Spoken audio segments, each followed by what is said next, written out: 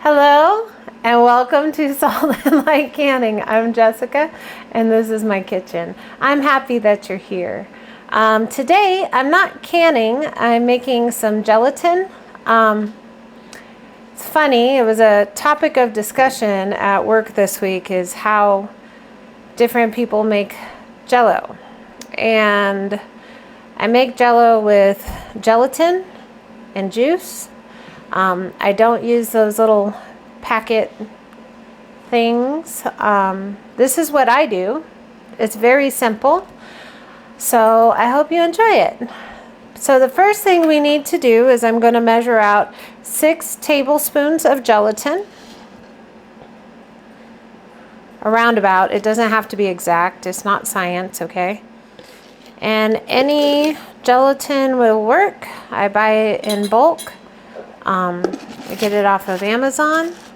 Check out my link below. But any gelatin will work. So when making Jello, you have to do what they call blooming your gelatin, which means you just have to hydrate a little bit before you add it to anything. So I have a cup of filtered water.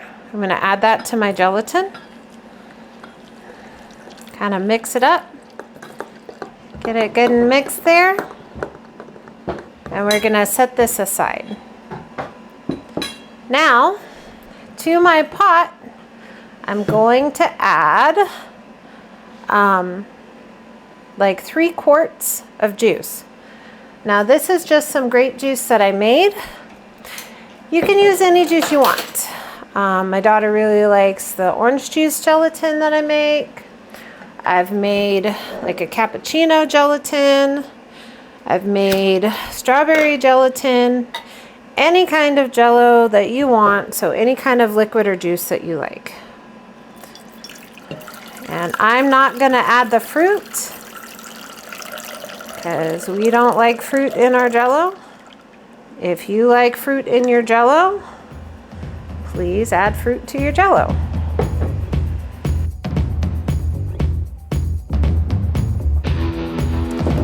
There is 6 quarts.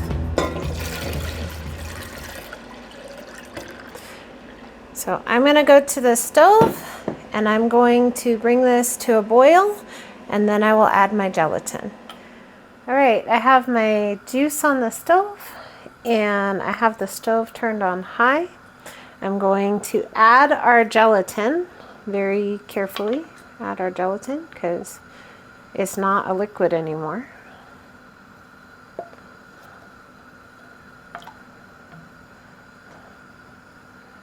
And we'll get that all dissolved and bring this to a boil.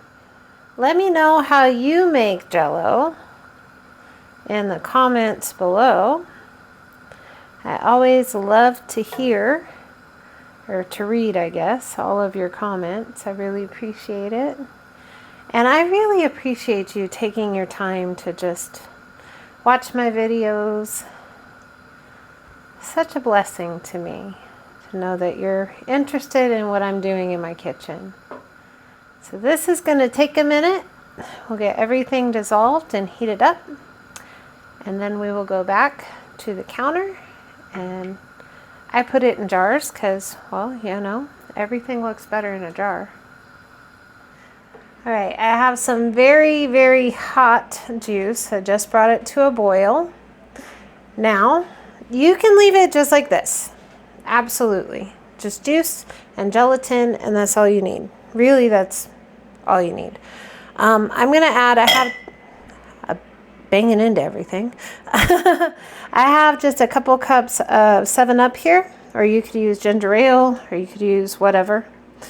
We like fizzy Jello. Testing the capacity of my pot.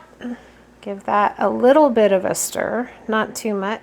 So now I'm going to put my Jello juice mixture into these jars. We're not canning it, but everything looks better in a jar. I'm going to get all of these filled. I will put a lid on it, and then I'm going to put them in the refrigerator overnight. And these will last in your refrigerator probably Well, I would probably do about 2 weeks. Not that they're gonna sit in our refrigerator for 2 weeks, because we actually like eating gelatin.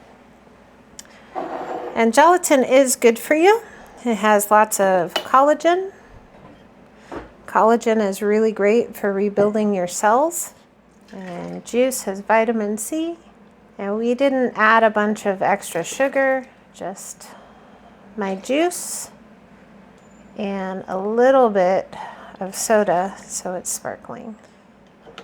I have seen people make gelatin using like jam. They mix the jam with water. I don't know. I guess if you have an excess supply of jam, give it a try. Or if you just have some juice.